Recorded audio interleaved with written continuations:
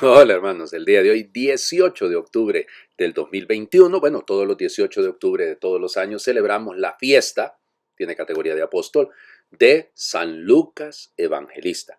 Y les digo que tiene categoría de apóstol porque así se le considera el gran compañero de Pablo, que vamos, eso como lo dice el libro de los Hechos de los Apóstoles, que se atribuye a él su autoría, le acompañó por varios lugares y además es citado en varias de las cartas, ¿no? Vamos a leer, de hecho, el día de hoy, uno de los textos en la carta a Timoteo, en la que se menciona a Lucas directamente, igualmente en Colosenses, en fin. Se supone que Lucas es realmente de origen pagano, nacido en Antioquía, pero como en Antioquía hay una comunidad muy fuerte cristiana desde el inicio, entonces ha estado asociado a ella. Ahí vamos, hay varias tradiciones, algunos evangelios apócrifos dicen que él es parte de los 72 discípulos que hoy leemos que el Señor envía a evangelizar en el Evangelio de Lucas. En fin, alguno dirá que realmente que es un judío nada más que de la diáspora, pero no coincidiría porque en una de las persecuciones a Pablo le castigan, le hacen pasar lo azotan, pero porque es judío, mientras que Timoteo y Lucas huyen porque no son judíos. Entonces es bien relativo, ¿no? La mayoría de las tradiciones sostiene que se trata de un pagano convertido al cristianismo, se le llama médico. Aquí entramos en la discusión. Para algunos de los expertos, y de hecho la mayoría de los expertos, no algunos, la mayoría, es un médico en el sentido de la salud, un doctor en el sentido que hoy lo utilizamos, ¿no? Pero para otros es un docto, o sea, es una persona muy inteligente, una persona muy sabia.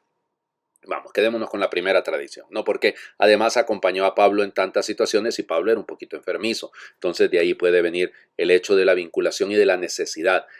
Como les digo, a él se le atribuye en la escuela lucana el libro de los Hechos de los Apóstoles y el Evangelio. Bueno, en su orden, el Evangelio según San Lucas y el libro de los Hechos de los Apóstoles. Nadie prácticamente en la antigüedad discutió que la autoría era de Lucas, ¿eh? Nadie, en primer lugar porque ¿para qué se lo van a inventar? O sea, no hay necesidad de inventarse una cosa de este estilo. Y en segundo lugar, como les digo, porque no hay nadie que diga, bueno, no, que es probable que lo haya escrito fulano, mengano. No lo dicen en ningún momento. O sea, todo mundo desde el inicio habla de él. San Ireneo señala directamente que el evangelio le corresponde a él. Murió mártir, y aquí entramos en las discusiones, ¿no? Murió mártir muy probablemente en la provincia de Acaya. Algunos dicen que junto a San Andrés, algunos incluso dicen, llegan a decir en Patras, fíjense, y luego a San Andrés van a decir que murió mártir cerca de Constantinopla. O sea que, acuérdense que de ahí viene la discusión, ¿no? Pero no sabemos que fue martirizado, no sabemos con exactitud el año, supone que tiene que haber sido en la década de los 80, eso desde el siglo primero, porque no hay posibilidad de que haya sido en la década de los 90 por lo que él describe en su evangelio. Entonces es más cercano a la primera parte de la década de los 80, 84, 85, bueno, por ahí tiene que haber sido martirizado. Sus reliquias están colocadas, lamentablemente muy pocos la visitan, tengo que decirlo, porque cuando uno va a Padua, pues va directamente a la Basílica del Santo, o sea, de San Antonio. Ya yo tengo un templo en mi parroquia que es San Antonio, entonces sin duda dirían mis feligreses, no, nosotros vamos a ir a donde San Antonio. No, bueno, pero fíjense que allí en Padua, en la Basílica de Santa Justina, están las reliquias que fueron trasladadas desde Constantinopla hasta Padua en el momento en el que cae Constantinopla, bueno, antes de que cayera Constantinopla en manos de los otomanos. Bueno, vamos a las lecturas del día de hoy.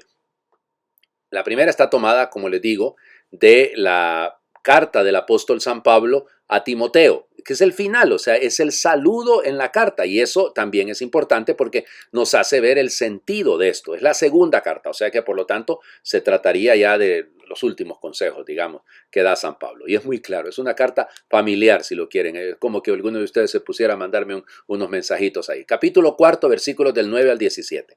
Querido hermano, haz lo posible por venir a verme cuanto antes, pues Dimas, prefiriendo las cosas de este mundo, me ha abandonado y ha partido a Tesalónica. Crescencio se fue a Galacia y Tito a Dalmacia. El único que me acompaña es Lucas.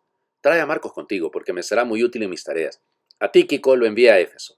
Cuando vengas, tráeme el abrigo que dejé en Troade, en la casa de Carpo. Tráeme también los libros y especialmente los pergaminos. Alejandro el herrero me ha hecho mucho daño. El Señor le dará su merecido. Cuídate de él, pues se ha opuesto tenazmente a nuestra predicación. La primera vez que me defendí ante el tribunal nadie me ayudó. Todos me abandonaron. Que no se les tome en cuenta. Pero el Señor estuvo a mi lado y me dio fuerzas para que por mi medio se proclamara claramente el mensaje de salvación y lo oyeran todos los paganos. Palabra de Dios. Te alabamos, Señor. Todos se fueron. Crescencio, a Tíquico lo mandé para allá. Se fue también Tito para Dalmacia. Y bueno, y entonces el único que me ha quedado es Lucas. Qué lindo esto, ¿no? Qué lindo esto. Él es fiel, es buen amigo. Me encanta pensar en esto, ¿no? Hay gente que a veces no aprecia esto, pero es una de las grandes virtudes que necesitamos hoy en día, la lealtad. El quedarse hasta el final con el amigo, el estar con él. Ya, lo digo porque es una tentación a veces entre nosotros, ¿no? En la misma iglesia a veces ocurre esto, ¿no? Lo veo yo, lamentablemente, a veces hasta con nuestros obispos. El obispo que ya le va tocando renunciar, que le va tocando dejar la responsabilidad como titular de una iglesia y empiezan a abandonarlo, empiezan a dejarlo y uno dice, bueno, ¿eso qué demuestra? Que no hay una fidelidad. No, se es fiel a la persona, se es fiel a Cristo, se es fiel a la iglesia, claro que sí, pero tenemos que aprender a ser leales, ¿no? A mí me encanta Lucas, que se queda hasta el final. En medio del sufrimiento de Pablo, en medio del abandono, sabe que cuenta con alguien a menos. ¿Será que nosotros somos de esa clase de amigos, de los que nos quedamos hasta el final? El Evangelio, ya les comentaba, ¿no? Anteriormente, Lucas, capítulo 10, versículos del 1 al 9. En aquel tiempo Jesús designó a otros 72 discípulos y los mandó por delante, de dos en dos, a todos los pueblos y lugares a donde pensaba ir. Y les dijo, la cosecha es mucha y los trabajadores pocos. Rueguen, por tanto, al dueño de la mies que envíe trabajadores a sus campos. Pónganse en camino. Yo los envío como corderos en medio de lobos. No lleven ni dinero, ni morral, ni sandalias, y no se detengan a saludar a nadie por el camino. Cuando entren en una casa, digan que la paz reine en esta casa. Y si allá hay gente de amante de la paz, el deseo de paz de ustedes se cumplirá. Si no, no se cumplirá. Quédense en esa casa. Coman y beban de lo que tengan, porque el trabajador tiene derecho a su salario. No anden de casa en casa. En cualquier ciudad donde entren y los reciban, coman lo que les den. Curen a los enfermos que haya y díganles, ya se acerca a ustedes el reino de Dios. Palabra del Señor. Gloria a ti, Señor Jesús. Por eso les digo que la tradición dice que Lucas cuenta, es el único que cuenta de esos 72 que fueron enviados. La tradición dice que ahí estaba Lucas, que probablemente él era parte de esos 72. Vamos, no lo sabremos, sino hasta que el Señor nos llame a su presencia y si hemos perseverado lealmente, pues alcanzaremos la gloria. Pero entonces, no lo sabemos. Lo cierto es que estas recomendaciones son lindas. El Evangelio de Lucas es el Evangelio de la misión. Él es el que tiene más ese sentido de misionología, si lo quieren. Es más misionero. No es que los otros no lo sean, claro que lo son. Pero en el caso de Lucas hay un acento por ahí muy claro. Estamos en el mes de las misiones. El próximo domingo es Domum, el Domingo Mundial de las Misiones. Bueno, entonces ya ven ustedes lo lindo de este relato que nos permite, nos abre el corazón a esta posibilidad y a esta madurez en nuestra fe, a la tarea misionera, sin andar poniendo la confianza en las cosas materiales, en las cosas que son caducas, porque la mies es mucha. Ay, vamos, que lo es, ¿eh?